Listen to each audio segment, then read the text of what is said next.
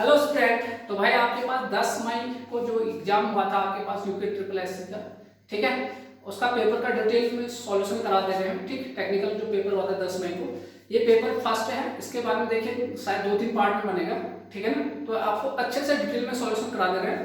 और जो maximum question है जो मैंने क्लास में कराए वही है। नोट्स में जो भी बच्चे देख लेंगे वीडियो, जिन्होंने मुझसे पूरा सिलेबस पढ़ा हुआ है, कोर्स पर रखा हुआ है, उनके नोट्स में क्वेश्चन ऑलरेडी हैं आपके पास। इसलिए मैं कहता हूँ कि कोई भी एग्जाम हो वहां पर आपको पढ़ना पड़ेगा डिटेल में आपको, और इसलिए मैं बहुत डिटेल में पढ़ाता हूँ चीजें। तो आपके पास बिल्कुल डिटेल में ही आए हुए हैं क्वेश्चन, ठीक है।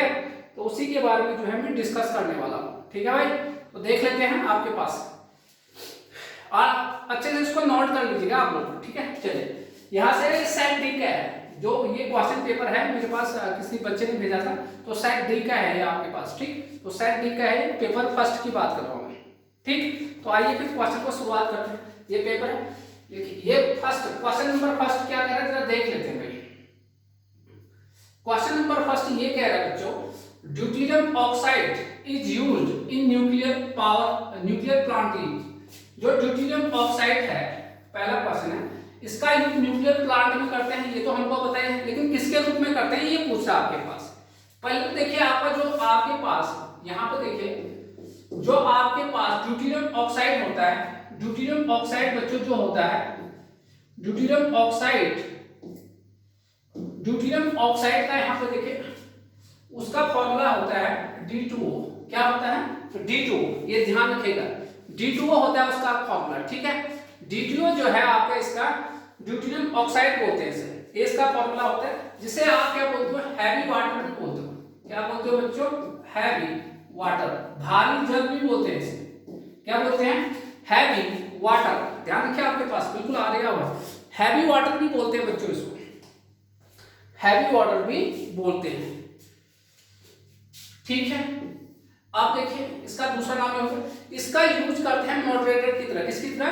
मॉडरेटर। तो लिखिए यूज्ड एज, लिखिए used as moderator of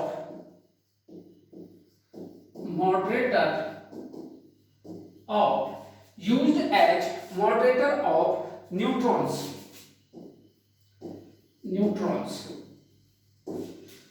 neutron के मॉडरेटर मंदक की तरह क्या करते हैं, काम करते हैं। Used as neutrons, moderator of neutrons, इसकी तरह काम करते हैं। और इसका यूज कूलेंट की तरह भी करते हैं। एंड ऑल्सो देखिए एज अ कूलेंट की तरह भी इसका यूज किया जाता है, कूलेंट की तरह भी इसका यूज किया जाता है। तो आपके ऑप्शन में देखिए मॉडरेटर और ये, तो आपको फॉर्मूला भी रखना है, ध्यान रखिएगा। तो यहां देख लेते हैं भाई, है कोई ऑप्शन? बिल्कुल है आपके यहाँ पर। तो बी ऑप्शन आपका फिक्स हो गया, मॉडरेटर की तरह आपका ये क्या हो गया, काम करता है। तो भाई आपका ये क्वेश्चन आपका रेस से बाहर हो गया। चलिए question number 2, the efficiency of modern thermal power plant. जो आधुनिक जो थर्मल पावर प्लांट है, इसकी एफिशिएंसी कितनी होती है ये कह रहा है आपके पास, ठीक है।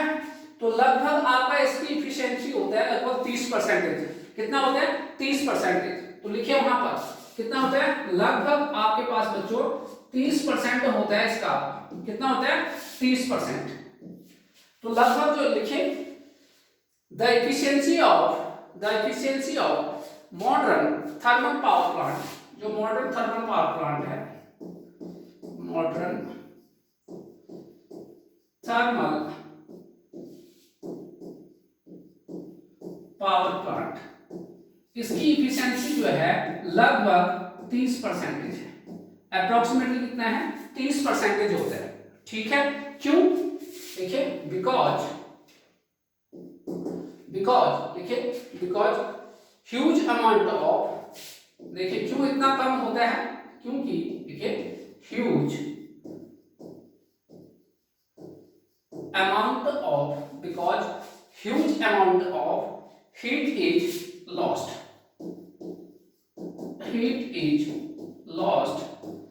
huge amount of heat is lost in the condenser, एक तो ये रीजन होता है, तभी इसका जो है बहुत ही कम क्या है इफिशियंसी। दूसरा रीजन देखिए, कंडेंसर में जो है बहुत बड़े मात्रा में हीट का क्या होता है, नुकसान होता है वहां को, ठीक। दूसरा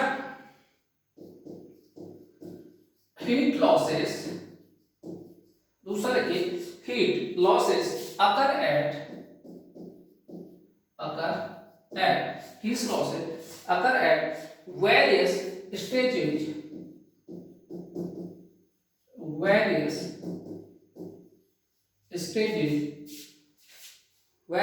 ऑफ द प्लांट। ये तो मेन कारण है कि इसकी इफिशियंसी जो है बहुत कम क्यों, क्योंकि इतना नुकसान है आपके पास, ठीक है।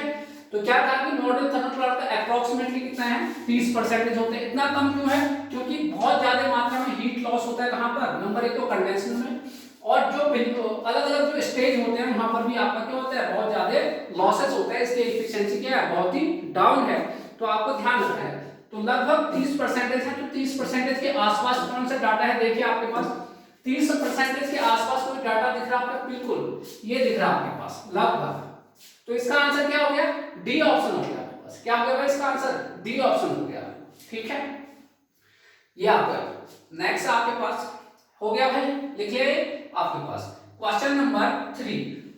ये देखो यहां पे देखिए, नेचुरल यूरेनियम कंटेन्स, जो नेचुरल यूरेनियम होता है उसमें क्या होता है, ये कह रहा है आपके क्वेश्चन नंबर 3, ठीक है। क्वेश्चन नंबर 3 क्या होता है, कह रहा है आपके पास नेचुरल यूरेनियम में देखिए ऑलमोस्ट जो है नेचुरल यूरेनियम में क्या होता है, ये पूछ रहा है आपके पास, ठीक है। नेचुरल यूरेनियम में क्या होता है, कह रहा है नेचुरल यूरेनियम कंटेन्स, इसमें से आपके पास ये डाटा है, आपके पास ये डाटा है आपके पास 0.7% यूरेनियम 235, 0.7% यूरेनियम 238, 100% यूरेनियम ये आपके पास, ठीक है। तो यहीं पर मैं सॉल्व कर देता हूं, यहीं पर मैं सॉल्व करता हूं। सेट डी का है, ध्यान रखिए। तो भाई यहां पे देखिए, तो सॉल्यूशन है थर्ड वाले का। देखिए जो आपका यूरेनियम है नेचुरल, जो नेचुरल यूरेनियम होता है, लिखिए नेचुरल यूरेनियम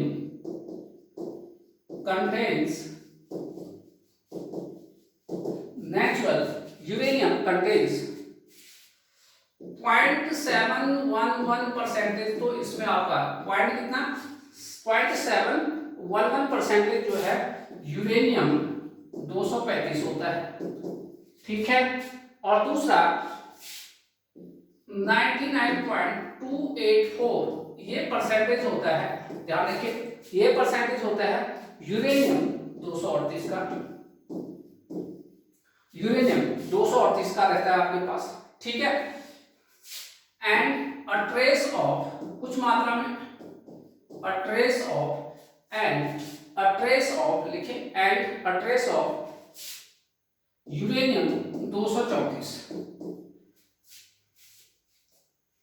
और कुछ मात्रा में क्या होता है, तो आपको ये पूछा है। तो नेचुरल यूरेनियम क्या क्या होता है 0.7% जो है यूरेनियम 235, हाँ ये तो है भाई इक्विपमेंट, ये नहीं, ये तो आपका 99% होता है, ये रेस से बाहर हो गया, ठीक है। ये 99 होता है, 100 नहीं होता है, ये भी आपके पास। तो इसमें से कौन सा ऑप्शन हो गया, ए ऑप्शन सही।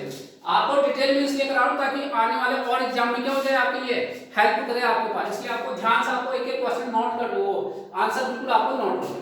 और ध्यान रखिए मैंने जो है टेलीग्राम ग्रुप को लिंक जो आप ज्वाइन कर लीजिए, वहां पर आपको जो है जो क्वेश्चन पेपर है उसका पीडीएफ वहां पर मिल जाएगा, ठीक है। पीडीएफ आपको वहां पर मिल जाएगा आपके पास। टेलीग्राम जो वीडियो के जो डिस्क्रिप्शन में है ना, वहां पर लिंक दिया है टेलीग्राम ग्रुप का, उसमें आप उसको क्लिक करिए और आप ऐड हो जाइए। चलिए तीसरा क्वेश्चन भी आपका रेस से बाहर है, तो तीसरे का आंसर क्या आ गया भाई, ए आंसर आ गया, ठीक है। इसको भी हटा देंगे, चलिए चलिए फटाफट इसको भी मैं यहां से हटा दें। अब आइए बच्चों question number 4, the function of moderator in nuclear reactor is, moderator का क्या काम होता है, ये पूछ रहा है आपके पास। अभी तो बताया था आपको, एक क्वेश्चन आया था मॉडरेटर का क्या काम होता है, ये पूछ रहा है अभी बार, ठीक है। अभी आपने भारी जल का यूज किया था, मॉडरेटर क्या करता है ये पूछ रहा है। तो क्या करते हैं, जो न्यूट्रॉन होते हैं सेकेंडरी न्यूट्रॉन होते हैं, उसके स्पीड को क्या करते हैं स्लो डाउन कर सकते हैं आपके पास, करते हैं नहीं करते हैं, ठीक। तो लिखिए लिखिए यहां पर लिखे मॉडरेटर हेडिंग लिखे, मॉडरेटर हेडिंग लिखे बच्चों, मॉडरेटर लिखे डैश करके, moderator slow down the secondary neutron dash करके, मॉडरेटर स्लो डाउन, मॉडरेटर क्या करता है, स्लो डाउन करते हैं, slow down the secondary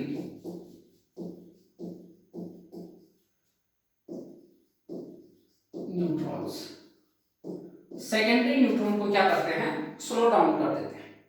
note करके लिखिए, हम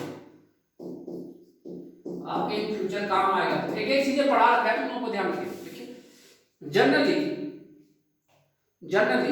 ग्रेफाइट, एक तो भारी जल तो था ही आपके पास, इसके अलावा जो जनरली जो यूज करते हैं, देखिए generally graphite is used as, graphite देखिए generally graphite is used as a moderator in nuclear power plant. ठीक है, इसके अलावा क्या था, भारी जल तो था। तो यहां पे देखिए the function of moderator in nuclear reactor, क्या था आपका, ये क्या काम करता है, देखिए टू एक्सेलरेट द रिएक्शन, नहीं ये तो बिल्कुल नहीं करता है। कंट्रोल द रिएक्शन, देख लेते, टू एब्जॉर्ब एक्सेस, एब्जॉर्ब नहीं करता है भाई, एब्जॉर्ब करेगा तो रिएक्शन समझ सकते। To liberate the excessive neutron, नहीं इसको भी नहीं करता है। तो बचा क्या, B option, to control the reaction. ठीक है, टू कंट्रोल द, एब्जॉर्ब नहीं करता है, ठीक, कंट्रोल द रिएक्शन आपके पास, स्लो डाउन करता है ना आपके पास। ठीक है, तो इसका आंसर क्या हो गया, बी। तो चौथे क्वेश्चन का आंसर हो गया बी, लिखिए भाई चौथे का बी। आइए अब आपके पास कहां पर, क्वेश्चन नंबर 5 की ओर आइए, पहले देख लीजिए क्वेश्चन नंबर 5 को। देखिए बच्चों जल्दी क्या कह रहा है, सर्च टैंक आपको पढ़ाया है भाई, आपको जो भी बच्चा ने मुझसे पढ़ा होगा ना, तो वो आपको एक एक क्वेश्चन उसको आपको नोट्स में मिल जाएगा। ठीक है, सर्च टैंक ये लिखा है यहाँ पर कि search tank is built in a hydro electric power plant, बिल्कुल भाई हाइड्रो इलेक्ट्रिक पावर प्लांट में किया जाता है इसका यूज। ठीक है, सर्च टैंक का तो क्यों करते हैं, ये कह रहा आपके पास, क्वेश्चन नंबर 5 दिख रहा है आपके पास। सर्च टैंक का दूसरा नाम बताया था सर्च चैम्बर भी, क्या बताया था, सर्च चैम्बर। देखिए आपके पास जो आपका सर्च टैंक होता है, इसे आपने दूसरा नाम क्या किया था, इसका दूसरा नाम था सर्च चैम्बर, इसका दूसरा नाम क्या था, सर्च चैम्बर भी होता है। ठीक, तो लिखे इसलिए यूज किया था, बताओ, पेन स्टॉक को बचाता है ये आपके पास। देखिए it is used for the, लिखते रहे भाई, it is used for the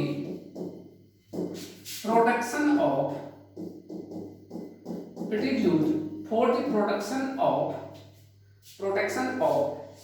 the pen stock, इसको बचाता है भाई आपके पास, किससे, वाटर हैमर से बचाता है। ठीक है, लिखिए यहां पे लिखिए it is used for the protection of penstock को बचाता है। ठीक हो गया, लिखिए यहीं पे लिखिए, इट प्रोटेक्ट्स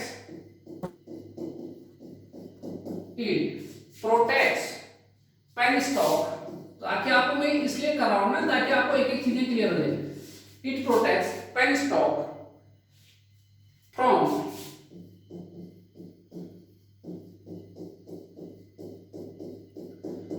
एक्सेसिव, मतलब अधिक, वाटर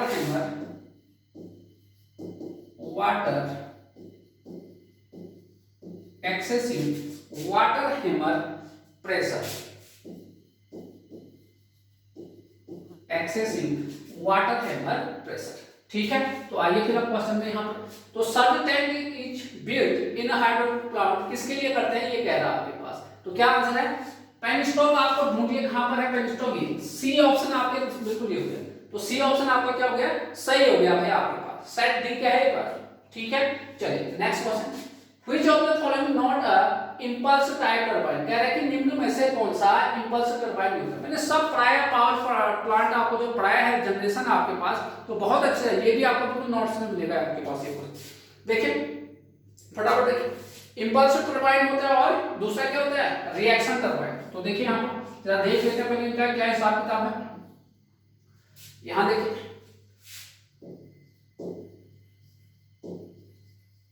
इंपल्स टरबाइन, क्या होता है भाई इंपल्स टरबाइन? लिखिए पहले इसके बाद कुछ पॉइंट पहले दिखा रखा है तुम लोगों को, ध्यान रखिए। इंपल्स टरबाइन इफ, लिखिए if at the inlet of the at the inlet of the, देखिए if at the inlet of the turbine, if at the inlet of the turbine the energy available, the energy available, the energy available is only kinetic energy, the turbine is known as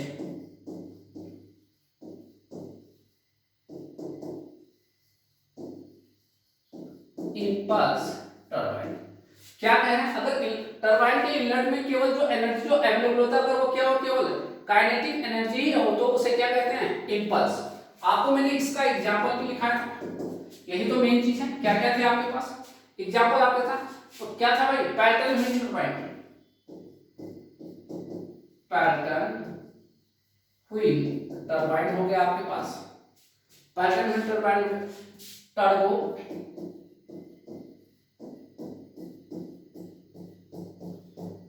फिर cross flow, ये सब turbine जो है impulse है, ठीक है। फिर आपके पास आता है दूसरा आता है reaction turbine, reaction turbine,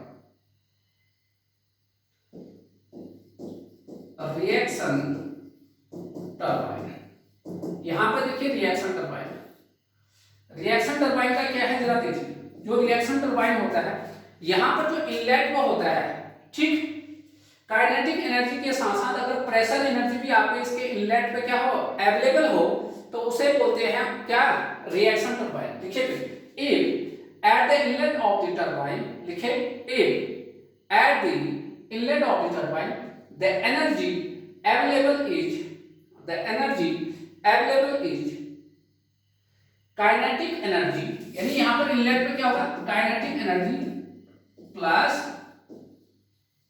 pressure energy. Kinetic energy के साथ साथ क्या होगा, प्रेशर एनर्जी भी होगा। तो इस प्रकार के टरबाइन को क्या बोलते हैं, रिएक्शन टरबाइन कहते हैं। आपको इसका एग्जांपल सब बता रखा है मैंने, क्या क्या हमें, फ्रांसिस टरबाइन, फ्रांसिस टरबाइन हो गया, फ्रांसिस टरबाइन, और एक और लिखिए कपलान टरबाइन, फ्रांसिस टरबाइन हो गया और कपलान टरबाइन, ठीक है। ये तो आपका प्लेटफॉर्म बन गया। अब आप क्वेश्चन को हैंडल कर सकते हो आसान से, क्वेश्चन को बच्चों आराम से हैंडल कर सकते हो आप। यहां पर which of the following is not an impulse type turbine, भैया आपका इसमें से इंपल्स टाइप का टरबाइन कौन सा नहीं है कह रहा है आपके पास। तो ध्यान रखिए आपके पास इसमें से कौन सा इंपल्स टाइप, देखिए pattern wheel, turbo, cross flow, ये क्या है, इंपल्स टाइप का है। तो आपका इंपल्स टाइप का कौन नहीं है, कपलान नहीं है आपके पास। डी ऑप्शन आपका सही है। कौन सा आंसर सही हो गया, डी ऑप्शन। नेक्स्ट आइए, the thermal efficiency of a gas turbine plant can be improved by, thermal efficiency of a gas turbine power plant can be, कह रहा है कि जो थर्मल एफिशिएंसी है गैस टरबाइन प्लांट का उसको कैसे सुधारोगे, ये कह रहा है आपके पास, ठीक है। यहां देखिए ध्यान से आपके पास, ठीक है, ये हो गया। तो यहां देखिए भाई ये आपका काम आएगा, ध्यान रखिएगा आपके पास, ठीक है। देखिए इसको हटा दें, पहले इसको हटा देता हूं मैं, ये भी आपके काम हेडिंग आपके पास देखिए मेथड्स, हेडिंग देखिए methods to improve,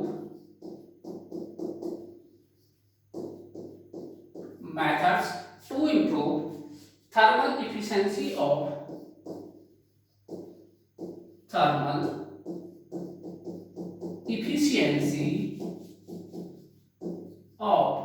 thermal efficiency of gas turbine, आपके पास ये नंबर 1 लिखिए रीजनरेशन, नंबर 1 कौन है बच्चों? रीजनरेशन। नंबर 2 आपके पास रीहीटिंग, नंबर दूसरा कौन सा है? रीहीटिंग। नंबर 3 देखिए आपके पास इंटरकूलिंग,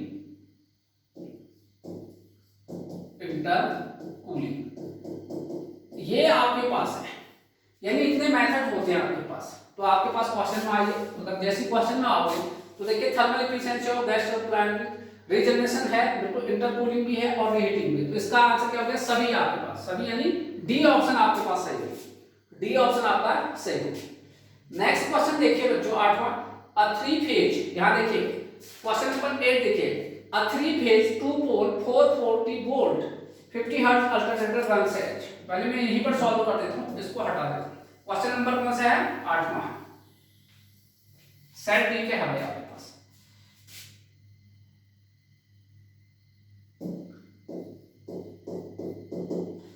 थ्री फेज 2 पोल, पोल की संख्या कितनी है भाई?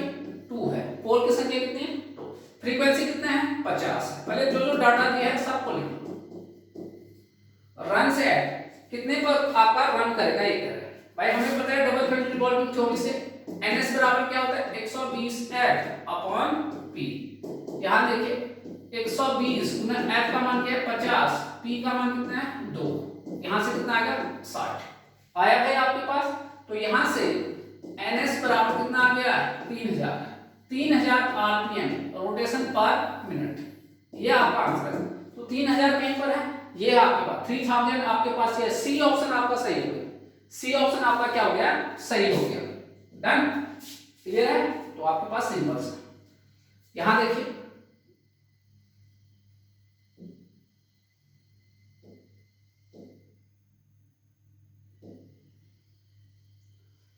चलिए आइए आप यहां पर क्वेश्चन नंबर 9 फटाफट देखिए भाई।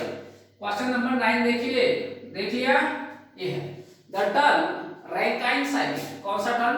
Rankine cycle relates to power plant. जो रैंकाइन साइकिल है आपको पढ़ाया है पावर प्लांट में, जो बच्चे ने मुझसे पढ़ रखा है पूरा कोर्स, उनको तो बिल्कुल हलवा है ये पेपर, ध्यान रखिएगा, ठीक है? ध्यान रखिए, एक एक चीज मैंने पढ़ा रखा है। ध्यान, 2 महीने तो मैंने सिर्फ पावर प्लांट ही पढ़ा रखा है। ये देखिए the term Rankine cycle relates to power plant, किस पावर प्लांट से आपका जो है रिलेट करता है, ये कह रहा है। आपको पता होना चाहिए कौन से था? स्टीम पावर प्लांट है कहीं पर ऑप्शन में। ये देखिए स्टीम पावर प्लांट में हमारा कौन सा आता है? रैंकाइन। 2 महीने पढ़ाया मैंने पूरा पावर प्लांट, सिर्फ पावर जनरेशन को पढ़ाने की। ये देखिए, तो ये आपका ये होगा, ठीक है? यहां देखिए नेक्स्ट क्वेश्चन देखिए आपके पास 11वां question, a hydro electric power plant converts the energy stored in water into electrical energy. कौन सा आपके पास? जो हाइड्रो इलेक्ट्रिक पावर प्लांट देखा होगा तुमने, कौन से एनर्जी को आपका जो है ये करता है, ये बताना है आपके पास, ठीक है? इतनी चीजें क्लियर होना चाहिए। क्या कर अ हाइड्रो, ये क्वेश्चन नंबर 10 देख लीजिए भाई आपके पास। क्वेश्चन नंबर 10, ये a hydro electric plant convert the energy into water into electrical energy. पानी कुछ हाइट पर होता है, डैम बनाते हैं, वो हाइट पर जो पानी आपके पास है वहां से पानी गिराते हैं किसमें? टरबाइन में गिराते हो, टरबाइन घूमता है, टरबाइन घूमने से आपको क्या मिलता है? वहां पर एनर्जी मिलता है। वो फिर उसके बाद आप क्या बोलते हैं? टरबाइन से उसके बाद आप जनरेटर लगाते हो, तो जनरेटर के बाद आपको क्या मिलता है? इलेक्ट्रिकल एनर्जी मिलता है। फिर उसको आप ट्रांसफार्मर लगाते हो, वहां पर स्टेप अप करके ट्रांसमिशन लाइन से कहां पे? जो आप लोड की ओर भेजते हो। यही तो बात है। तो बात ये कर रहे हैं कि उसमें जो डैम के ऊपर जो आपने पानी रखा है वहां पर कुछ हाइट पर, वो कौन सा पानी की कौन सा एनर्जी? तो आपको पता है पानी की किसी भी स्थिति के कारण जो एनर्जी होता है उसे क्या बोलते हैं? पोटेंशियल एनर्जी बोलते हैं। U बराबर mgh, पोटेंशियल एनर्जी।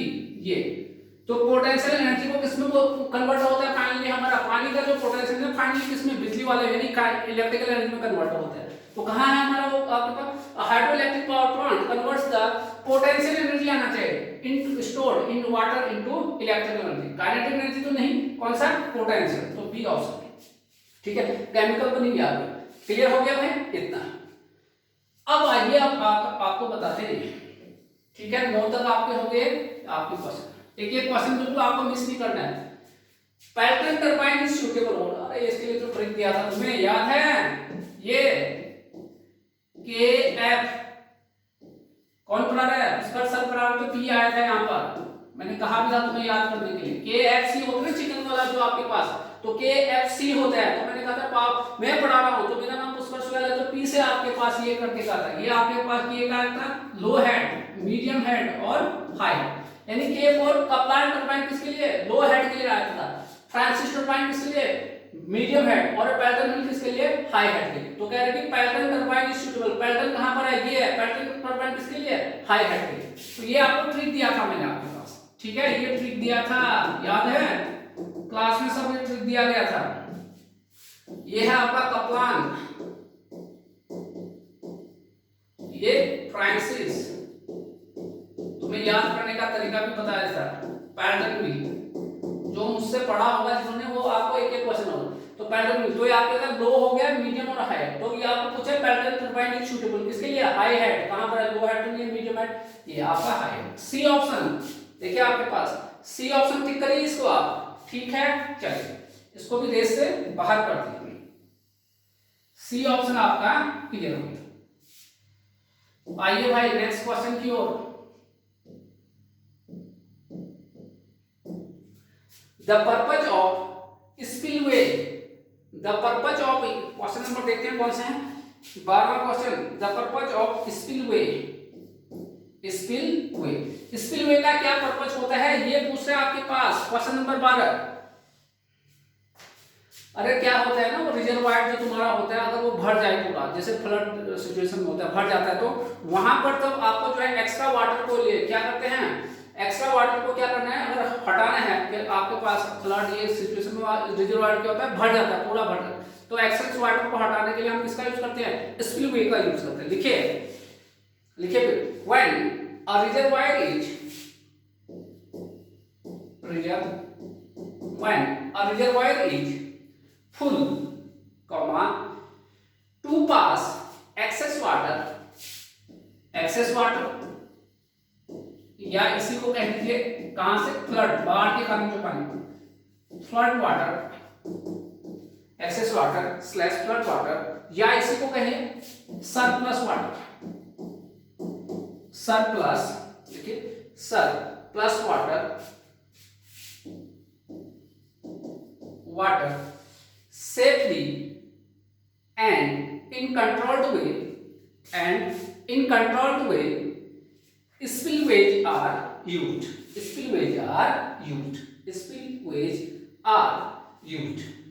तो कहां पर है, टू डिस्चार्ज वाटर, पानी को डिस्चार्ज करना नहीं भाई, अधिक पानी को, फॉर इरिगेशन के लिए भी, टू डिस्चार्ज एक्सेस वाटर, यहां पर है, यहां छुपा हुआ है आपके पास, टू एक्सेस वाटर, यानी आपको टू डिस्चार्ज, सी ऑप्शन आपका सही है।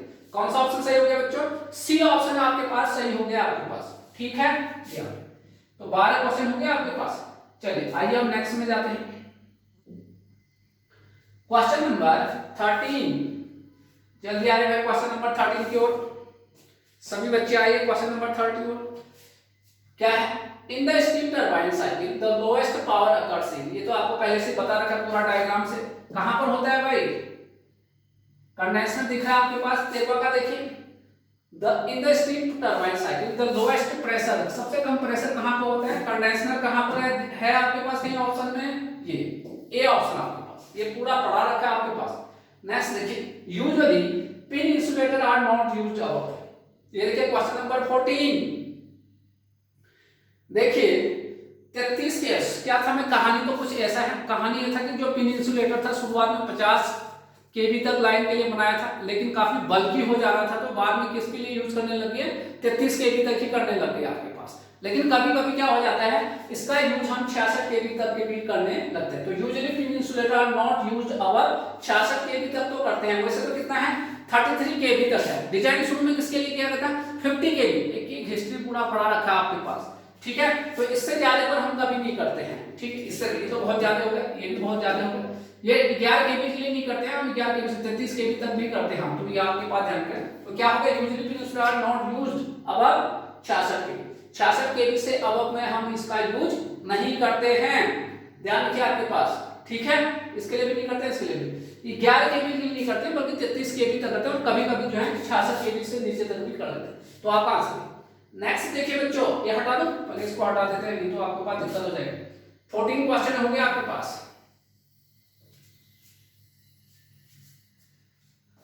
Question number 15, the value of demand factor is always, एक होता है लोड फैक्टर और दूसरा होता है डिमांड फैक्टर।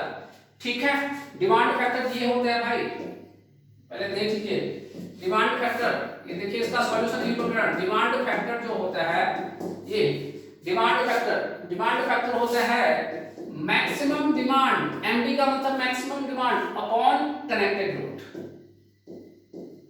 कनेक्टेड लोड का मतलब कितना कनेक्शन तुम्हारा है, सारे चीजों का कनेक्शन। कनेक्टेड लोड क्या होता है, बहुत ज्यादा होगा।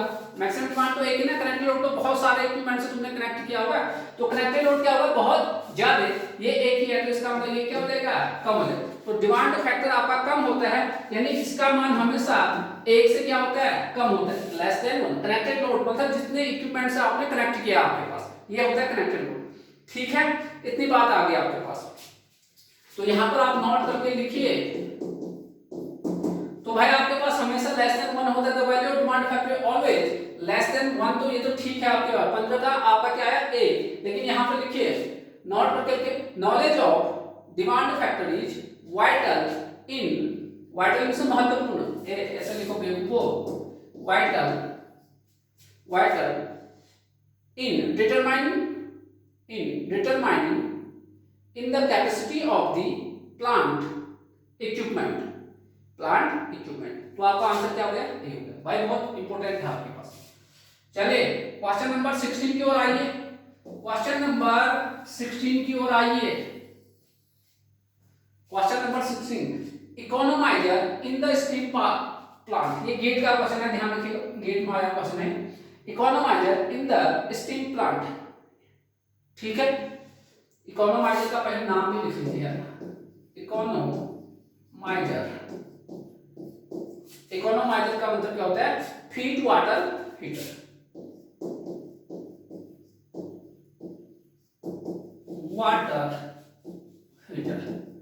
क्या बोलते हैं, इकोनोमाइजर को क्या होता है, feed water heater.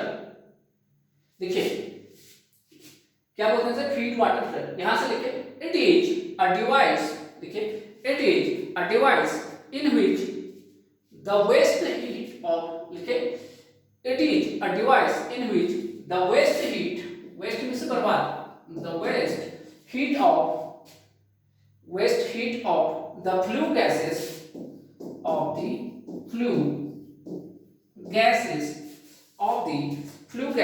is utilized for heating the feed water, इतना लिख लिया, ये हो गया। नोट करके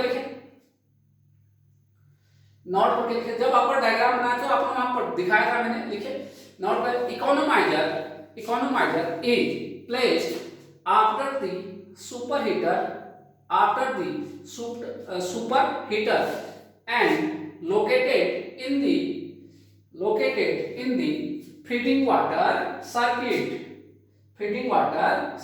चलिए अब आइए question, economiser in the steam power plant क्या करता है, फिर फीड वाटर हीटर है आपके पास, फीड वाटर को क्या करता है, हीट करता है। तो आपका आंसर क्या होगा, 16 का ए आंसर हो गया, 16 का क्या हो गया, ए। डन। चलिए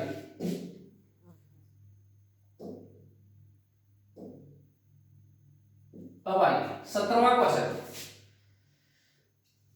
ये तो अभी बताया था, कॉमनली यूज इंपल्स टरबाइन कौन सा था, अभी तो कुछ देर पहले बताया था, बताओ फटाफट। कॉमनली यूज्ड इंपल्स टरबाइन कौन सा था, अभी तो कुछ देर पहले बताया था। एग्जांपल क्या थे इंपल्स टरबाइन के, पैल्टन व्हील टरबाइन, टर्बो। तो पैल्टन व्हील कहां पर है, 17 का, जल्दी पकड़िए, अभी बताया था आपके पास, 17 को टिक करिए तो बताइए बिल्कुल 17 का क्या आंसर होगा, A answer. Commonly used impulse turbine कौन है, पैल्टन व्हील। क्या आंसर आ गया, ये आपका पैल्टन व्हील टरबाइन। ठीक है, फ्रांसिस कप्लान, ये सब कौन से वाले हैं, फ्रांसिस कप्लान तो किसमें आ गया आपका, रिएक्शन टाइप का। ठीक है, चलिए 17वां का आपका ए आंसर हो गया।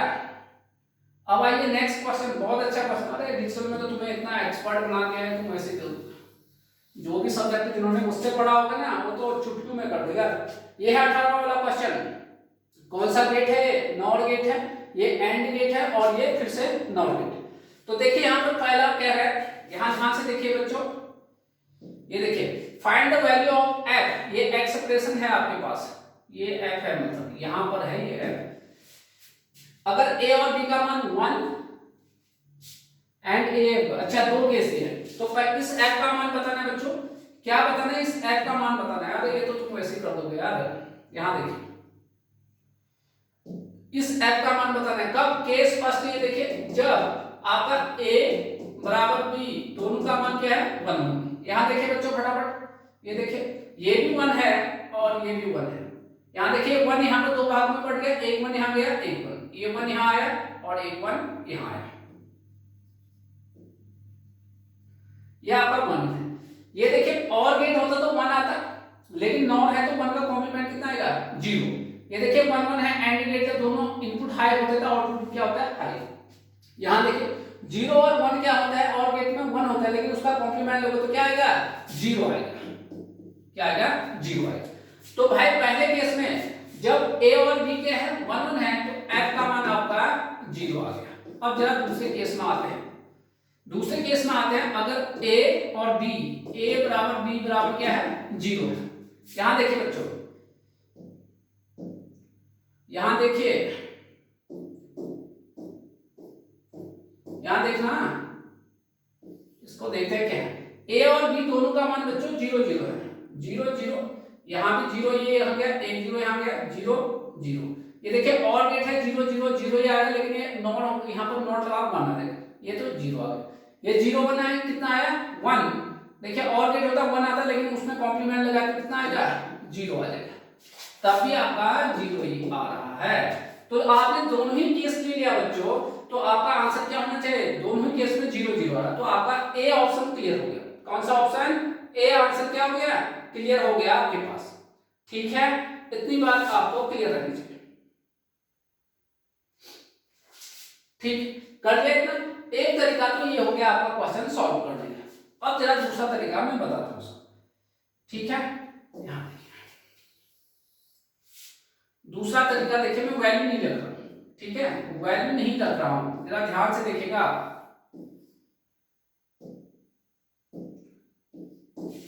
मेथड सेकंड, मेथड सेकंड, दूसरा है आपके पास मेथड सेकंड। देखिए बच्चों, मेथड सेकंड लिखना है। मेथड सेकंड,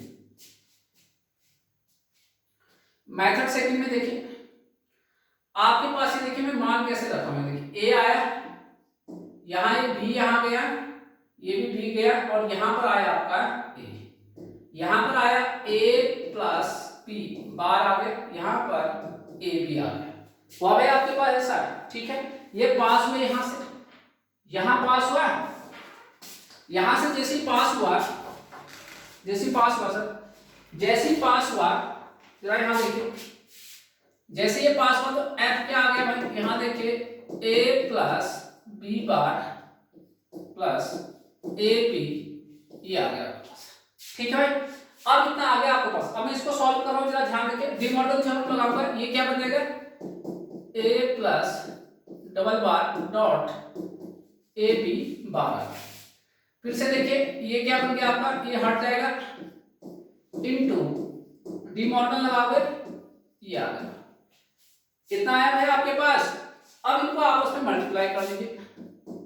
क्या करोगे? इसको हटाना है, ध्यान रखिए। इसको मैं यहां से हटा दूंगा क्योंकि अब इसका काम नहीं है। यहां देखना बच्चे, तो ये आ गया A bar plus A B bar plus A bar B plus B B bar. भाई ये आपका इससे 0 हो गया, ये भी आपका 0 हो गया।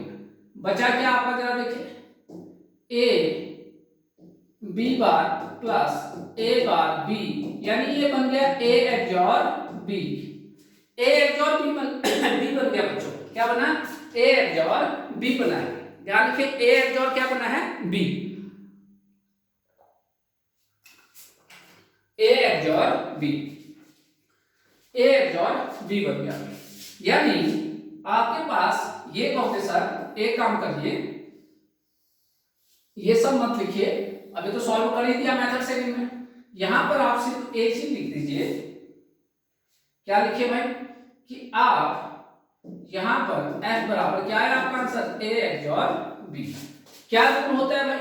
a b a XOR B, ये होता है इनपुट और आउटपुट की। 0 0 0 1 1 0 और 1 1, ये आपका 0 आता है, ये 1 आता है, ये 1 ये 0, ये होता है इसका ट्रुथ टेबल इनपुट और आउटपुट के बीच में। यही होता है आपके पास ये होता है, यानी जब नंबर ऑफ 1 की संख्या ऑड है, नंबर ऑफ 1 की संख्या इसमें क्या है ऑड, तो बाहर हाई आ रहा है। नंबर ऑफ 1 की संख्या ऑड है, विषम है, देखिए इसमें कितना एक है, एक है, यानी एक विषम संख्या है, ये भी आपके पास। और जब नंबर ऑफ 1 की संख्या क्या है सम संख्या है, इसमें कितना है 0, यहाँ पर कितना है 2, तो आपका बाहर 0 है। अब यहाँ देखिए पहले केस में आपने दोनों 1 1 है, यहाँ पर ए और बी दोनों 1 1 है, तो क्या आया 0 है, 0 0 है, तब भी आपका 0 0। तो यहाँ से पता चलता है पहले केस में भी आपका 0 आंसर आएगा और दूसरे केस में भी f का मान कितना आएगा, ये आपका मेथड सेकंड हो गया, ज्यादा कॉन्सेप्चुअल चीज। आंसर क्या है 0 0। अब ये सब तुम बता रहा हूँ, तुम लोगों को लग रहा होगा सर हमें तो आंसर, अरे बेवकूफ आंसर करना नहीं है, ये कल के एग्जाम नेक्स्ट कभी और आएगा, इसलिए बता रहा हूँ, ठीक है। चले नेक्स्ट क्वेश्चन, क्वेश्चन नंबर 19, जल्दी आप मैं क्वेश्चन नंबर 19 की ओर। Question number 19, a computer program used,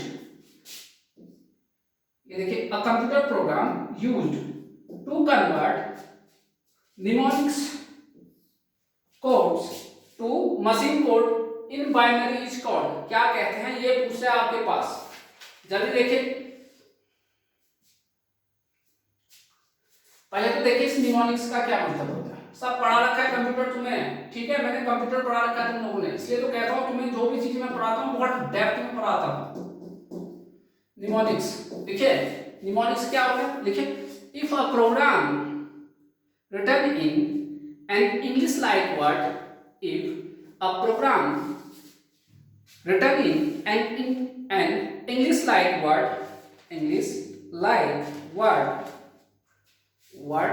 comma it is called mnemonics, and language is called assembly language, पता है ना आपके पास, एग्जाम्पल आप इससे पहचान जाओगे। ये देखिए इंग्लिश लाइन वर्ड में लिखा है, ये आपके पास निमोनिक्स है, ये देखिए मूव है, इसे यहाँ देखिए ये सब पढ़ाया है माइक्रो प्रोसेसर, मूव इमीडिएटली, एक और देखिए कॉल, ये सब पढ़ाया है तुम लोग, ये तो ये है निमोनिक्स आपके पास, ठीक है। तो आपके पास ये जो इस भाषा में लिखा है उसे आप असेंबली लैंग्वेज कहते हो। अगर असेंबली लैंग्वेज को आप मशीन लैंग्वेज में कन्वर्ट कर रहे हो तो उसके लिए आपको चाहिए असेंबलर का, किसका यूज होता है असेंबली। तो असेंबली, यानी देखिए असेंबली लैंग्वेज ये है आपका असेंबली लैंग्वेज, किसका यूज करोगे असेंबलर का, किसका यूज करोगे असेंबलर का।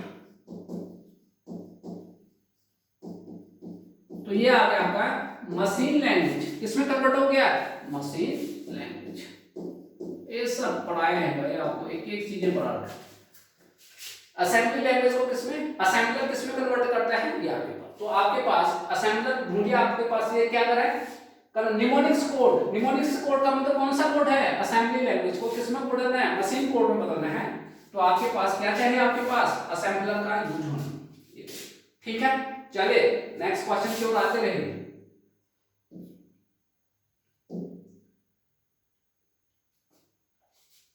ठीक हो गया भाई, ठीक है। 19 क्वेश्चन कर लिए, 20वां क्वेश्चन देखिए। Question number 20 which is equal to 1 terabyte. ओह कितना बढ़िया क्वेश्चन आ गया। अरे यार इसलिए तो कहता हूँ जो मैं पढ़ाता हूँ उसको आंख बंद करके फॉलो कर लिया करो, ठीक है। ध्यान रखिए which is equal to 1 terabyte storage capacity of computer. एक एक चीजें पढ़ाता हूँ तुम लोगों को, इतना डिटेल में आपके पास, ठीक है, इतना आपको ध्यान रखना। अब ये तो आप बता ही सकते हो, ये तो हर कोई बच्चा भी बता देगा। यार देखिए फिर से याद दिला देता हूँ, 1 KB बराबर ये लिखाया था तुम्हें बराबर क्या 1024 बाइट।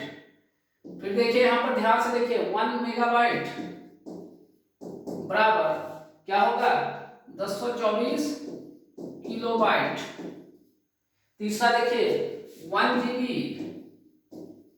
बराबर यहां देखिए 1024 मेगाबाइट, ठीक है। और 1 टेराबाइट बराबर क्या होता है 1024 गीगाबाइट, ये आपके पास। अब आइए बच्चों जरा यहाँ पर, तो क्या कह रहे हैं 1 टेराबाइट क्या होगा कह रहा है, तो अब आपको पता चल जाएगा कहाँ है 1024 गीगाबाइट, ए ऑप्शन। ये पूरा नोट्स में है आपके पास, एक एक चीज नोट्स में है आपके पास पढ़ा रखा है कंप्यूटर की क्लास में माइक्रो प्रोसेसर से पहले। Which type of feedback network is used in phase shift oscillator, phase shift oscillator में किस टाइप का फीडबैक नेटवर्क का आपका यूज है, बिल्कुल पढ़ा रखा है भाई आपके पास, एनालॉग में आपको पढ़ा रखा है मैंने पूरा डिटेल में। तो ध्यान देखिए, तो फेज शिफ्ट में RC phase shift, RC phase shift आपके पास, या पहले इसको हटा देता हूं, लेकिन तुम लोग कंफ्यूजन करोगे, इस वाले को तो इसका काम हो गया हमारा, हो गया ना, इसका आपका पास काम हो गया। देखिए which type of feedback network used, तो आरसी फेज शिफ्ट एनालॉग में पढ़ा रखा है आपके पास। देखिए RC phase shift network is used to form a positive feedback loop, ये सब पढ़ा रखा है पॉजिटिव फीडबैक लूप। तो आपका इसका आंसर क्या हो गया, ए आंसर हो गया बच्चों, क्या आंसर हो गया इसका, ए आंसर हो गया आरसी फेज शिफ्ट। कैसा देते हैं, पॉजिटिव फीडबैक देता है, ध्यान रखिए पूरा डिटेल में पढ़ा रखा है। नेक्स्ट क्वेश्चन, क्वेश्चन नंबर 22, आइए यहां पर आइए फटाफट, क्या कह रहा है, an ideal open operation amplifier, कितना डिटेल में पढ़ा रखा है पता है तुम्हें इस चैप्टर में। An ideal operation amplifier has bandwidth, has bandwidth, क्या बैंडविड्थ होगा ये कह रहा है आपके पास। लिखिए लिखिए an ideal open has infinite bandwidth, क्या होता है, इनफाइनाइट बैंडविड्थ होता है, क्यों होता है भाई, ताकि कोई भी सिग्नल इससे क्या हो जाए, पास हो जाए, bandwidth, therefore any signal, लिखे therefore any signal therefore any signal therefore any sorry ऐसा लिखे therefore any frequency signal from 0 to infinite 0 to infinite 0 to infinite can be amplified without attenuation, without attenuation. इसलिए आपका कितना होता है इसका, infinite होता है भाई। ये तो बहुत बार पढ़ा दिया है, कितने बार तुमने पढ़ाया है, कितने बार क्वेश्चन कराया भी है, तो कितना होगा इसका, इनफाइनाइट होगा। कितना होगा भाई, इनफाइनाइट। तो इसका आंसर क्या होगा, ए आंसर टिक करिए इसका, 22 में क्या, ए 22 में क्या, ए आंसर। नेक्स्ट देखिए, a single binary digit is known, मैंने बताया था सिंगल बाइनरी डिजिट को क्या बोलते हैं, बिट बोलते हैं, ठीक है। और 4 बाइनरी डिजिट होंगे तो आपको क्या बोलोगे, उसे निबल बोलोगे, 8 को क्या बोलते हैं, बाइट बोलते हैं, ये सब पढ़ा रखा है। तो क्या होगा इसका, बिट। देखिए मैंने इसलिए कहा ना, एक चीज डिटेल में पढ़ाता हूं मैं, ठीक है, टाइम लेके पढ़ाता हूं, लेकिन डिटेल में पढ़ाता हूं कि बच्चों के साथ एक एक चीजें क्लियर हो जाएंगी, ठीक। या क्या बोलते हैं इसे, बिट बोलते हैं, क्या बोलते हैं बच्चों, बिट बोलते हैं। सिंगल बाइनरी डिजिट को क्या बोलते हैं, बिट। और 4 बिट को आपस में मिलाओगे तो क्या बनेगा, निबल। 8 को मिलाओगे तो बाइट बनते हैं आपके पास, 8 को मिलाओगे तो क्या बनता है, बाइट बनता है। लिख लिया भाई इतना, ये आपके पास कितने क्वेश्चन होंगे, 22 क्वेश्चन। आइए आप क्वेश्चन नंबर कितना हो गया, 22 तक हो गया, 23 तक हो गया, ठीक। 24, क्वेश्चन नंबर 24, जल्दी आए भाई। इस क्वेश्चन को देखिए, what is the decimal equivalent hexadecimal number 00FDH। अरे ये तो कोई भी बच्चा कर देगा यार, इसमें क्या दिक्कत है। देखिए हेक्साडेसिमल बनाना है, इसका क्या बनाना है, हेक्साडेसिमल। यहाँ देखिए क्या है नंबर, यहाँ देखिए 00 ये FB, ये H का मतलब है हेक्साडेसिमल, ये H का मतलब है हेक्साडेसिमल। आपको इसको कन्वर्ट करना है किसमें, डेसिमल में, डेसिमल में कन्वर्ट। पहले ये भी देख लीजिए, A का मतलब होता है 10, B का मतलब क्या होता है 11, C का मतलब 12, D का मतलब 13, E का मतलब 14 और F का मतलब होता है 15। ये देखिए, तो इसको बदलना है आपके पास। H का मतलब कितना बेस 16 हेक्साडेसिमल, तो तो यहाँ देखिए 0 गुना 16, यहाँ देखिए पहले भाई 0 गुना 16 कितने संख्या है?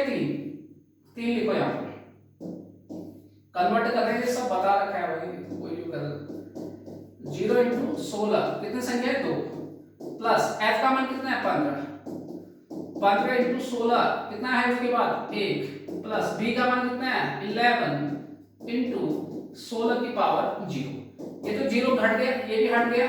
यहाँ से देखिए 15 इंटू 16 कितना होता है? 15 इंटू 16 240 प्लस ये 16 पास 0 है तो ये घट गया 11, तो आ गया आपके पास 251, यानी 251 बेस 10, 251 बेस 10। यानी आपको आंसर दिख रहा होगा कोई, देखिए आपके पास कोई ऑप्शन है? या सी ऑप्शन सही। कौन सा ऑप्शन बच्चे? C option. देखिए आपको एक ही an hexadecimal number set of 4 binary bits. ये देखिए आप बाइनरी बिट्स को आपको आपस में मिलाओगे तो क्या बोलते हैं? आपने कुछ देर पहले बोला था क्या? निबल बोलते हैं उसे। क्या बोलते हैं? निबल। ये हटा दें। चलिए क्वेश्चन नंबर 26 की ओर आइए भाई जल्दी। क्वेश्चन नंबर 26 की ओर। Question number 26,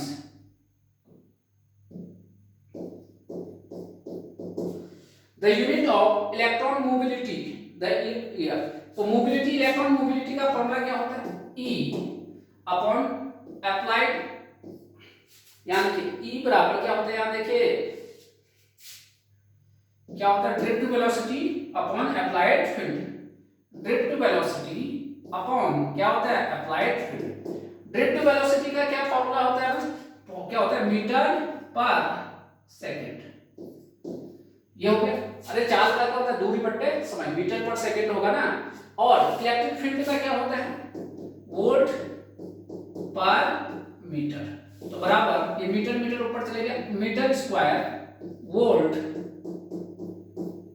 second. देखिए द यूनिट ऑफ ये, तो ये है मोबिलिटी। क्या होता है? ड्रिफ्ट वेलोसिटी अपॉन क्या है? Applied field. तो metre square upon volt, metre square by volt, ये तो नहीं है भाई? नहीं है। मीटर स्क्वायर बाय वोल्ट, अच्छा सेकंड, सेकंड नीचे है। ये देखिए कंफ्यूजन में इनटू कर रखा है इसलिए आपके पास, यहाँ भी नहीं। मीटर स्क्वायर बाय वोल्ट ये नहीं, यहाँ मीटर स्क्वायर होना चाहिए। तो इसका answer none of the above है। कोई आंसर नहीं है इसमें, कोई मैच नहीं हो रहा है। None of the above, none of. 4 के 4 आपके नहीं हो रहे हैं। इसका मतलब आयोग आपको बच्चा जो है इसमें नंबर देगा, सबको डिलीट हो गए, सबका नंबर मिलेंगे, ध्यान रखिएगा। ठीक, अब गलती से इसको वो मत कर देना ये इनटू क्या है, जबकि कहां होना चाहिए? नीचे होना चाहिए। मीटर स्क्वायर वोल्ट सेकंड कहां होना चाहिए? नीचे। ये यहां इनटू कर रखा है। चलिए नेक्स्ट देखिए क्वेश्चन नंबर 27। क्वेश्चन नंबर 27 पे आइए जल्दी बच्चों।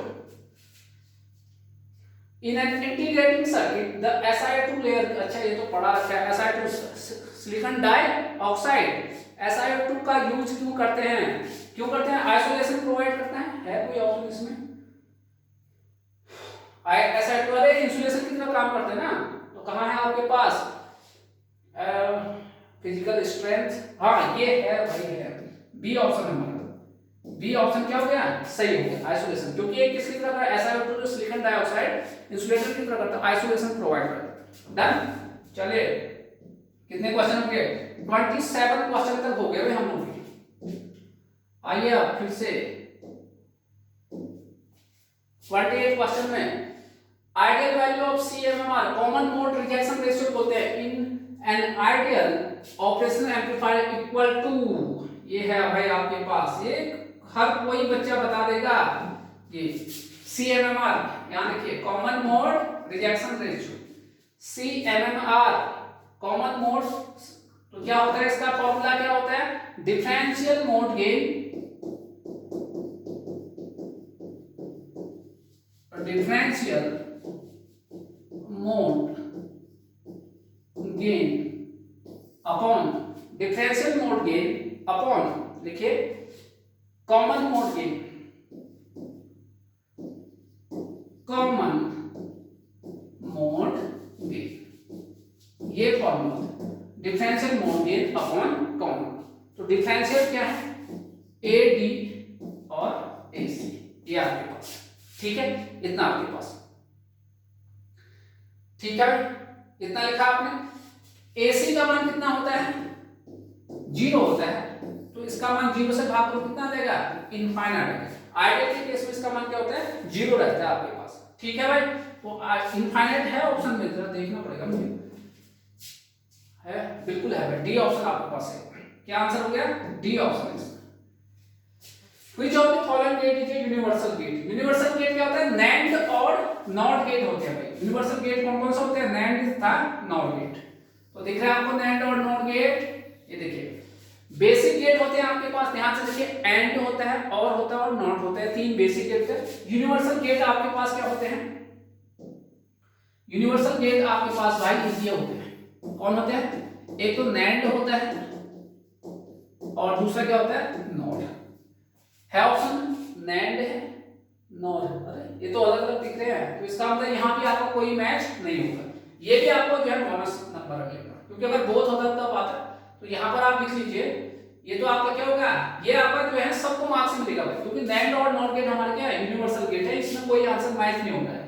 ठीक है, तो आपको यहाँ पर सबको नंबर मिलेंगे। Hexadecimal equivalent decimal number 87। Hexadecimal equivalent decimal, एक 87 जो है एक डेसिमल नंबर है, ये देखिए 87, ये देखिए आपके पास इसको किस में कन्वर्ट करना है, हेक्साडेसिमल। ठीक है, इसमें सबको नंबर मिलेंगे। याद देखना बच्चे, याद देखिए, हेक्साडेसिमल कितना है आपके, ये नंबर डेसिमल में है, ये है भाई ये 87 डेसिमल में है। इसको कन्वर्ट करना है बच्चे किसमें, हेक्साडेसिमल 16 जिसका बेस होता है, इसमें कन्वर्ट करना है। तरीका क्या होता है, भाग दे देते हैं हम लोग, सिंपल सा क्या करते हैं, भाग करते हैं। ये यहाँ 16 से भाग करें कितना होगा भाई आपके पास, 5 हो गया, 16 पंचे 80 हो गया, 7 हो गया, 16 भाग में जाते हैं 5 यहाँ के, ऐसे करके हम लिखते हैं, जाते हैं ऐसे करके ऊपर करके, इंटीजर है तो इसका मतलब ये क्या गया, पहले 5 को लिखोगे फिर 7, यानी 57 57 हो गया। कहां पर है ये, बी ऑप्शन आपका सही हो गया। क्या हो गया, बी ऑप्शन आपका सही। ठीक, नेक्स्ट देखिए कौन सा क्वेश्चन है, 30 तक तो आपने कर लिया है बच्चों। NAND function can be realised, आपने NAND गेट को आपने रियलाइज, आपको बताया था ना जब NAND गेट पढ़ाया था मैंने चैप्टर 2 आपके पास, तो NAND गेट देखिए, NAND क्या होता है भाई आपके पास, दो लोगों का कॉम्बिनेशन है यहाँ पर, एक AND है और दूसरा क्या है, NOT का है। क्या होता है, AND बनाते पहले, AND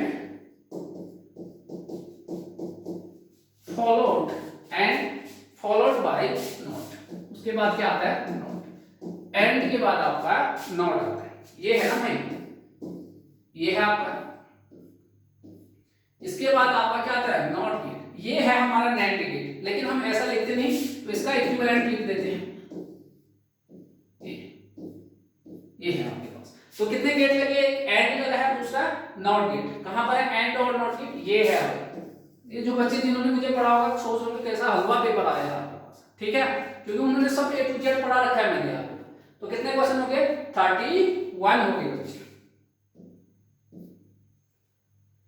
आइए 32 क्वेश्चन को पहले देख लीजिए एक बार,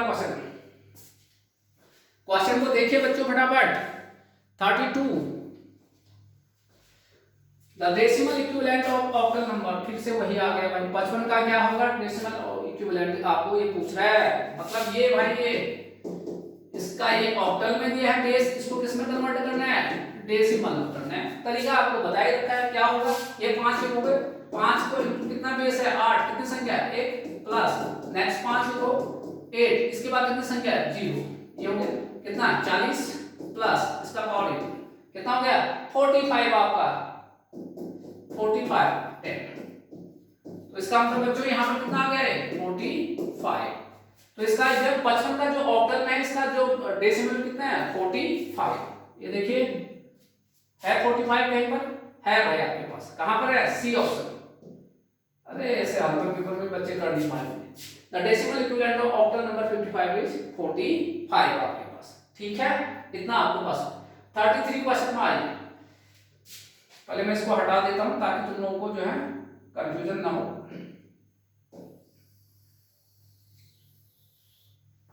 यहां देखिए ये है क्वेश्चन, ये diagram in the 4K resistance calculate power loss. इस 4K में कितना पावर लॉस होगा ये तो करिए, ये बहुत आसान क्वेश्चन है।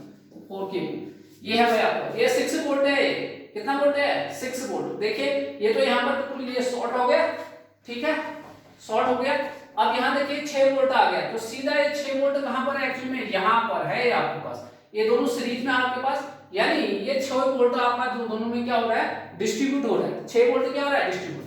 यहाँ पर देखिए आपके पास अरे 6 है, आपने जो है ये आपका ये न्यूट्रल ग्राउंड वाला कॉन्सेप्ट लगा दिया, ये 6 यहाँ पर आ गया, यानी कुल मिला के 6 वोल्ट को यहाँ पर बांटना है। कहाँ पर वोल्टेज चाहिए 4K पर, तो यहाँ पर आपको वोल्टेज चाहिए, तो voltage using voltage division using VDR, तो आप यहाँ पर करोगे तो इसके अक्रॉस V बराबर कितना आएगा 6 × 4/4 + 2। पहले तो ये वोल्टेज निकालो कितना आ गया 24/6, कितना आ गया 4 वोल्ट आ गया। अब पावर लॉस निकालना है इसके अक्रॉस, क्या निकालना है पावर लॉस। पावर लॉस का जरा देखते हैं फॉर्मूला क्या है। पावर लॉस का फॉर्मूला कितना वोल्टेज आ गया, ये पहले लिख लेता हूं मैं यहां पर 4 वोल्ट। देखिए VDR का मतलब वोल्टेज डिवीजन रूल, ये आपके पास। अब पावर लॉस, तो इसमें पावर जब वोल्टेज पता है रेजिस्टेंस पता है तो क्या होता है P बराबर V²/R।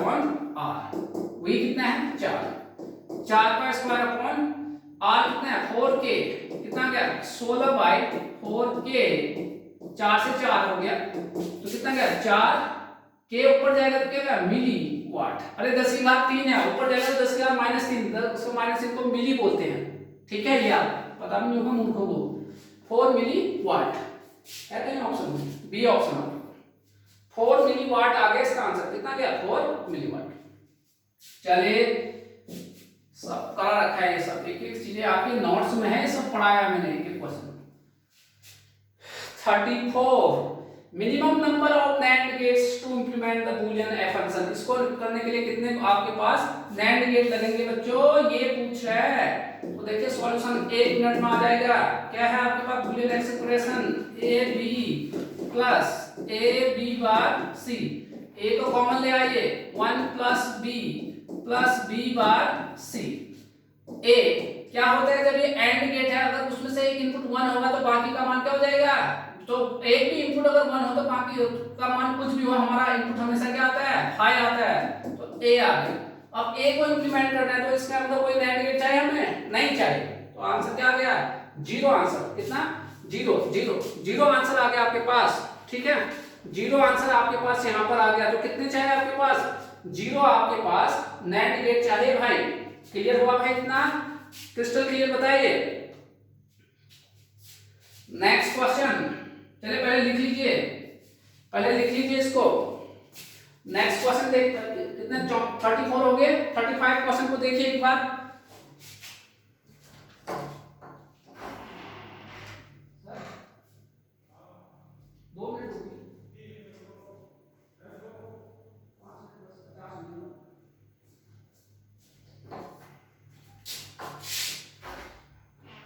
क्वेश्चन देखिए, digital system usually operate on, digital system किस पर काम करता है ये तो हमें पता ही है, बताए भाई।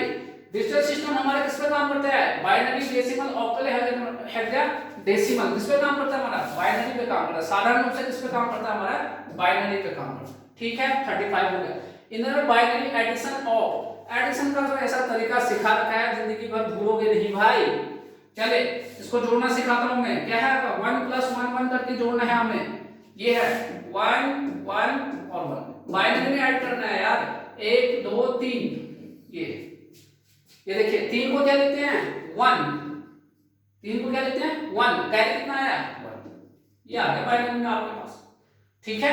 ये मैंने सब सिखाया था तुम्हें, 1 2 3 पहले जोड़ो 3, 2 से कितना ज्यादा है 1 ज्यादा है, तो 1 आ गया, कितना कैरी आया 1, बेस पे जो है कैरी आपके पास, ठीक है। तो 1 1 आ गया। जो बच्चे पढ़ लिए होंगे ना मुझसे जिन्होंने डिजिटल पढ़ा वो खुद सोच रहे होंगे सर कैसे सवाल आ रहा है। 1 1 आया, इसका आंसर क्या आया 1 1। आंसर देखिए कौन सा, डी ऑप्शन देख रहे हैं, डी ऑप्शन है कहीं पर, ये देखिए आपके पास ये आ गया। Frequency modulation is used in, देखिए नेक्स्ट क्वेश्चन 37, फटाफट देखिए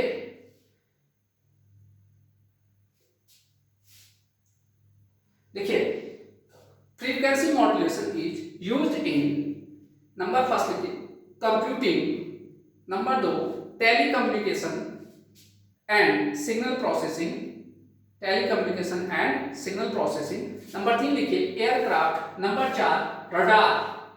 तो देखिए रडार यही हुआ सैटेलाइट है आपके पास, टेलीकम्युनिकेशन ये हो गया, एयरक्राफ्ट हो गया और रडार। तो इसका आंसर क्या आ गया, सब आ गया, मतलब डी आंसर इसका सही हो गया भाई। क्या हो गया, डी आंसर इसका सही हो गया। नेक्स्ट देखिए in a 2 wattmeter method for measurement of 3 phase power, one of the wattmeters reading is 0, एक वाटमीटर की रीडिंग क्या है 0, the power factor of the circuit is क्या होगा। ये तो बहुत आसान सा आपको क्वेश्चन दिख रहा है, पहले इसको हटा देते हैं, यहीं पर आपको सॉल्व कर देते हैं। देखिए 2 वाटमीटर मेथड्स है, एक वाटमीटर की रीडिंग क्या है 0 है, ध्यान रखिएगा एक वाटमीटर की।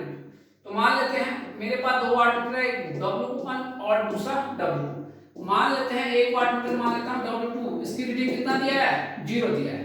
तो यहां देखिए tan phi 2 वाटमीटर मेथड में क्या होता है √3 W1 minus W2 upon W1 plus W2, यही होता है भाई। अरे हाँ यही तो होता है आपके पास, क्लियर है इतना आपके पास। चलिए मान रखिए ये तो एक मान 0 रखिए, 0 0 कैंसिल हो गया, W1 से कैंसिल हो गया, तो tan phi, अरे हो गया ना मूर्खो, ये इसमें क्या पूछना भाई, वो 0 हो गया, ये कैंसिल कर दो, tan phi बराबर √3। अब ये भी पूछ रहे हैं सर कैसे होगा, तो phi बराबर tan इनवर्स √3 कब होता है बराबर 60। लेकिन आपको पूछा है पावर फैक्टर, पावर फैक्टर बराबर क्या होता है cos phi, तो रखिए आप cos कितना 60, cos 60 का मान क्या होता है 0.5, तो है कहीं पर, ये देखिए आपका सी ऑप्शन आ गया, क्या आ गया सी ऑप्शन आपका सही हो गया। कितने हो गए 38। नेक्स्ट देखिए बच्चों 39 क्या हो रहा है, electrostatic type of instrument is primary used in, ये देखिए आपके पास एक क्वेश्चन है यहां पर, देखिए ध्यान से देखिएगा, electrostatic type of instrument is primary used in, ये देखिए यहां पे ध्यान से देखिए फटाफट। तो इलेक्ट्रोस्टैटिक टाइप ऑफ किसके लिए करते हैं भाई, आपके पास हाई वोल्टेज मेजरमेंट कर लिखे, electrostatic type of instrument is primarily used as measurement of high voltage, और वोल्टेज को मेजर किससे करते हैं वोल्टमीटर से। तो आपके पास कहां आया भाई वोल्टमीटर, सी ऑप्शन में। तो आपको यहां देखिए इनडायरेक्टली क्वेश्चन पूछ दिया इसने, तो इलेक्ट्रोस्टैटिक टाइप इंस्ट्रूमेंट का यूज प्राइमरी किसके कर देते हैं हाई वोल्टेज मेजर करने के लिए, और वोल्टेज को कौन मेजर करता है वोल्टमीटर, तो सी ऑप्शन में। अब आया इंटरेस्टिंग क्वेश्चन है, क्वेश्चन नंबर 40 देखिए फटाफट, क्वेश्चन नंबर 40 देखिए, क्वेश्चन नंबर 40 देखिए भाई फटाफट, क्वेश्चन नंबर 40 क्या कह रहे हैं जरा ध्यान से देखिए। A 1 milliampere ammeter has a resistance of 100 ohm, एक जो मिली एम्पियर एमीटर है, एमीटर क्या मेजर करता है करंट, रेजिस्टेंस कितना है इसका 100, तो इसका जो रेजिस्टेंस है इस एमीटर का internal resistance, it is to be converted to be 1 ampere. देखिए इसका रेंज बढ़ा रहे हैं, पहले कितना था मिली एम्पियर में, किसमें है एम्पियर में, the value of the shunt resistance. तो शंट रेजिस्टेंस क्या होता है, जब पैरेलल पाथ बनाओगे तब तो करंट की रेटिंग क्या होगा, तो हमें शंट रेजिस्टेंस का मान बताना है, अप्रोक्सीमेटली पूछा है कितना है आपके पास, ठीक है। तो यहां देखिए पहले यहां ध्यान से देख लीजिए आपके पास भाई, आपका जो शंट रेजिस्टेंस होता है RSH बराबर होता है एमीटर का रेजिस्टेंस M-1, ये होता है आपके पास, ठीक है। M देखिए मैंने आपको तरीका बताया था, M का मतलब होता है नया वाला वैल्यू जो एक्सटेंड हुआ है और जो ओल्ड है आपके पास, ये है आपके पास, ये तो आपके पास तरीके हैं। अब जरा देखिए क्या क्या है, सबसे पहले तो एमीटर का रेजिस्टेंस कितना दिया है 100 ओम दिया है, कितना दिया है 100। M देखिए न्यू करंट की बात कर रहा है आपके पास, पुराना नया करंट कितना है I न्यू, अगर वोल्टेज होता तो मैं IV वोल्टेज लिखता है, कितना है 1 एम्पियर है, और I ओल्ड दिया है आपके पास, कितना दिया बच्चों, कितना दिया बताए, कितना 10 की घात, कितना दिया है यहां देखो ना, ओल्ड कितना दिया है, यहां पर दिया था ये कितना 1 मिली एम्पियर दिया है भाई, कितना दिया है 1 मिली एम्पियर, 1 मिली एम्पियर बराबर 10 की घात माइनस 3 एम्पियर दिया है। तो m बराबर यहीं पे लिख लो, m बराबर न्यू कितना है 1 बाय 10 की घात माइनस 3, ऊपर चले गया तो कितना हो गया 10 की घात प्लस 3 यानी 1000 हो गए। चलिए आइए यहाँ पर अभी आ गया शंट का मान, Rm का मान कितना है 100, m कितना है 1000 माइनस 1 100 माइनस 1 999, तो भाग करेंगे अगर आप इससे जो है इससे भाग करें आपके पास कितना आएगा, शंट का मान आ गया 0.10011 आपके पास यार, ठीक है। तो आंसर देखिए आपके पास कोई मैच हो रहा है 0.1, बी ऑप्शन आपका मैच हो गया। कौन सा ऑप्शन, बी ऑप्शन, बी में टिक करिए। नेक्स्ट देखिए 41, in an electrodynamometer type wattmeter the current coil is fixed the pressure coil is fixed, ये कह रहा है आपके पास, ठीक है। देखिए इलेक्ट्रोडायनामिक इंस्ट्रूमेंट में दो कॉइल होते हैं, एक को प्रेशर कॉइल बोलते हैं, एक को करंट कॉइल बोलते हैं, ठीक है। करंट कॉइल क्या होता है, बहुत हैवी होते हैं क्योंकि उससे करंट फ्लो करना था। हमने देखा जब करंट को ले जाना तो वायर को काफी थिक करा जाता है, तब तो ज्यादा करंट आएगा आपके पास। तो आपके पास लिखे इलेक्ट्रोडायनामिक इंस्ट्रूमेंट में करंट कॉइल फिक्स्ड होता है क्योंकि हाई करंट के कारण वह क्या होता है, हैवी होता है। अगर हैवी इंसान होता तो फिक्स होगा ना, एक जगह से दूसरी जगह नहीं जा पाएगा, ये तो बताइए। तो ए ऑप्शन आपका सही हो गया, the current coil is fix. Current coil क्या हो गया, फिक्स हो गया भाई बच्चों। कितने क्वेश्चन किए 41, करंट कॉइल क्या हो गया आपका, फिक्स हो गया। 41 कर लिया। नेक्स्ट देखिए 42, the value of the resistance of an earthing electrode depends upon, ये तो पावर सिस्टम में पढ़ाया गया तुम लोगों को। ये देखिए क्या है, ये देखिए यहाँ देखिए, the value of the resistance of an earthing electrode depends on, किस पे करता है, शेप ऑफ मेटल पे भी करता था, डेप्थ पे भी करता था। तो अभी तो कहते हैं ना वहां पर पत्थर रखे होते हैं, स्विच यार्ड में देखना सब स्टेशन में पत्थर रखे होते हैं आपके पास वहां पर। Specific resistance of soil is, और ये पढ़ा रखा है बिल्कुल हूबहू वही आंसर आपके पास है। तो क्या आंसर आ गया 42 का D, which is not the essential for the working of an indicating instrument। Indicating instrument में तीन टाइप के टॉर्क होते हैं, एक को डिफ्लेक्ट करता है, दूसरा कंट्रोल करता है, तीसरा डैम्प आउट करता है। कौन कौन सा डिफ्लेक्टिंग टॉर्क चाहिए, कंट्रोलिंग टॉर्क चाहिए, डैम्पिंग टॉर्क, कौन सा नहीं चाहिए, ब्रेकिंग टॉर्क नहीं चाहिए, कौन सा नहीं चाहिए, ब्रेकिंग टॉर्क नहीं चाहिए। कितना हो गया 43 हो गया। नेक्स्ट देखिए 44 में आइए, 44 में आइए, the braking torque provided by a permanent magnet in a single phase energy meter is 44% देखिए भाई, the braking torque provided by a permanent magnet in a single phase energy meter is proportional to, किसके proportional होता है ये कह रहा है आपके पास। याद हो आपको क्लास में मैंने कराया था मेजरमेंट पढ़ाते समय, यहाँ देखिएगा तो आपको जो ब्रेकिंग टॉर्क होता है टीपी, ये आपके पास जो ब्रेकिंग टॉर्क होता है वो आपका ये था कि फाई स्क्वायर RENR, ये होता है आपके पास, ठीक है।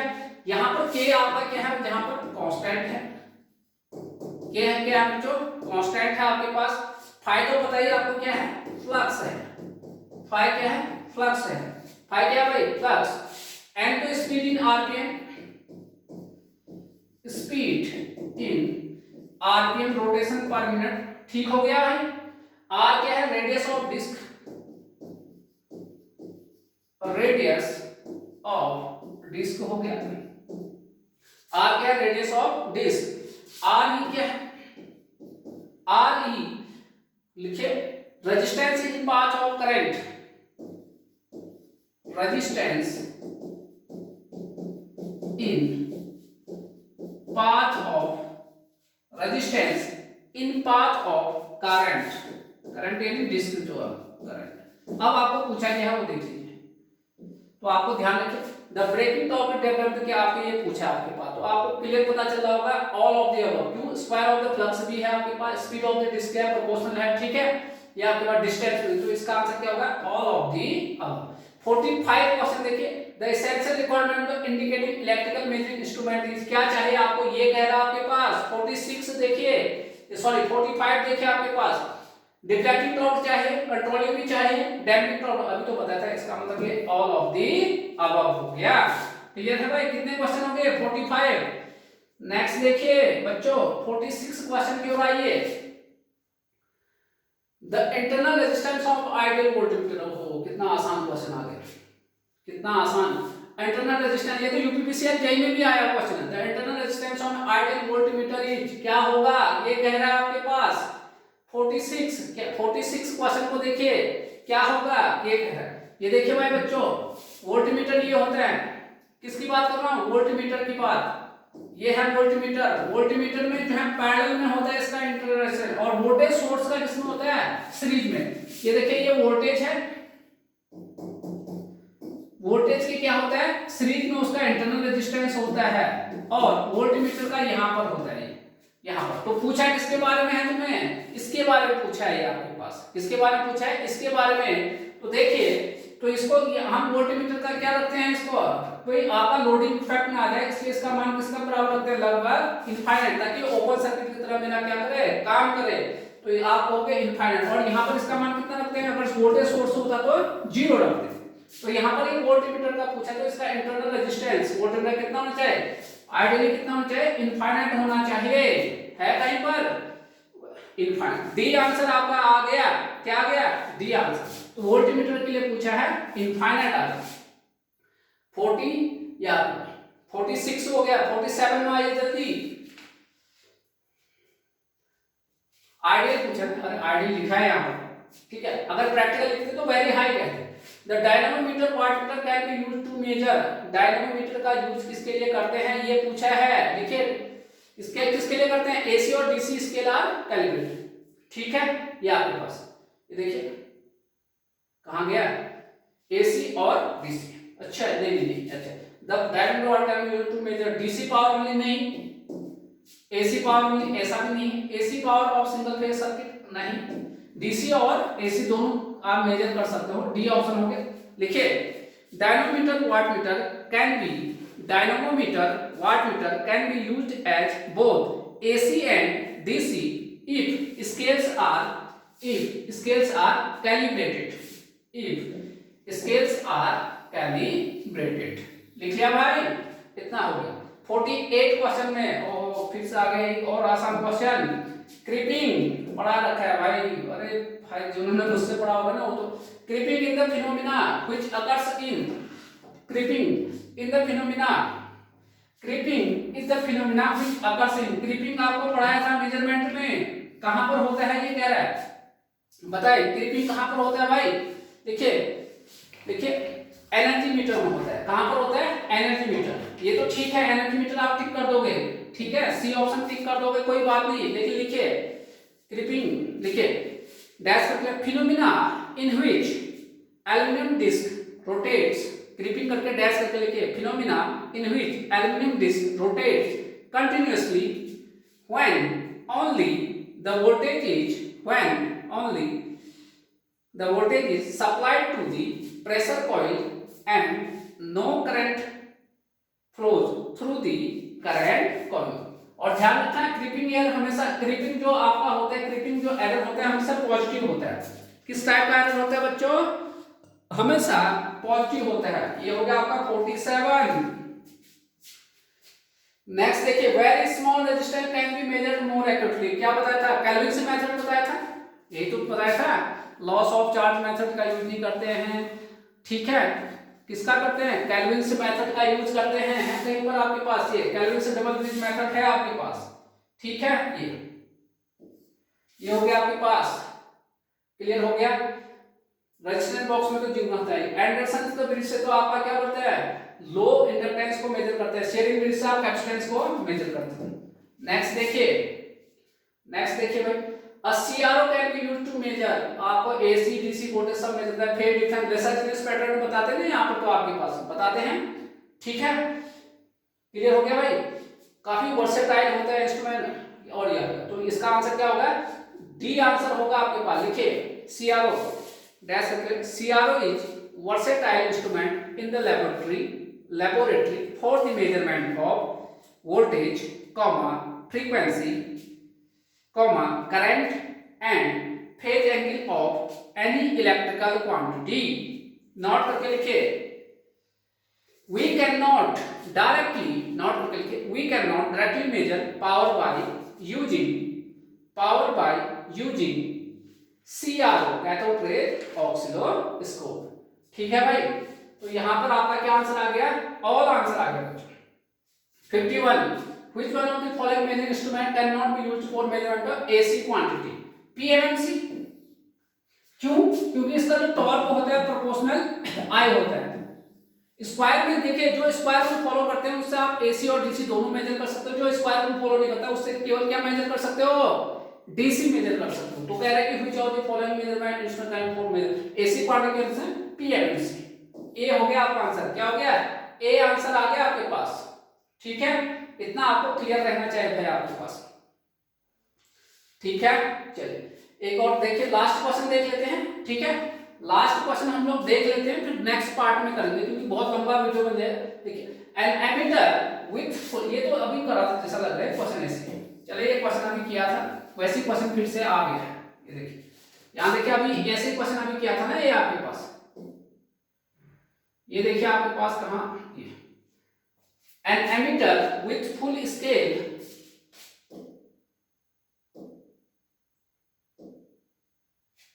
ये है यार, ये आपके पास यहाँ देखिए, ये सेम क्वेश्चन है यार, ये बिल्कुल वैसे क्वेश्चन लग रहा है मुझे। देख लेते हैं हम। चलिए अब देख लीजिए।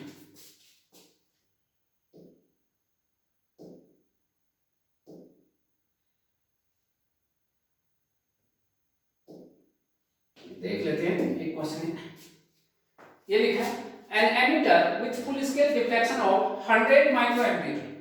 यहां देख लीजिए आप, ये आप देखिए 100 माइक्रोएम्पियर एंड इंटरनल रेजिस्टेंस इसका कितना है 100 is required to measure a maximum current of 10 milli. देखिए माइक्रो से तो ज्यादा है, यानी एक्सटेंड हुआ, रेंज एक्सटेंशन हुआ, the value of shunt resistance, वही क्वेश्चन है आपके पास, वही क्वेश्चन है जो अभी तो, बट डाटा चेंज है। तरीका यही है आपके पास, तरीका आपके पास यही है आपके पास। ठीक है, यही तरीका है। Rm का मान कितना है ये आपको ध्यान रखना है। Rm का मान यहाँ पे दिया है 100 में, कितना दिया है? करंट I न्यू का मान दिया है मिली एम्पियर, 10 मिली एम्पियर दिया है। इसको मैं ऐसे लिखूंगा 10 गुना 10 की घात माइनस 3 एम्पियर। ओल्ड वाला माइक्रो में दिया है, किसमें दिया है? माइक्रो, 100 माइक्रो एम्पियर दिया है, तो 100 गुना 10 की घात माइनस 6। एन का मान देखिए यहाँ न्यू ओल्ड रखिए, इसमें न्यू का मान कितना है 10 गुना 10 की घात माइनस 3, ओल्ड का 100 गुना 10 की घात माइनस 6, यही आया आपके पास। तो बराबर कितना आ गया? 100 आ गया आपके पास। यहाँ देखिए तो शंट का मान रखिए आप यहाँ पर, आर एम कितना है 100, एम माइनस 1, 100 माइनस 1 बराबर, यहाँ देखिए ये तो आएगा 99, तो कितना आ गया 1.01 ओम। 1.01 ओम, तो हम जो है 1.01 ओम कहां पर है भाई? 1.01 ओम, 1.01 ओम, 1.0 ओम। तो आपके पास सी ऑप्शन आपका ठीक है भाई। चलिए आज का लेक्चर आप यहीं पर, सी ऑप्शन आप क्लिक करिए भाई फटाफट।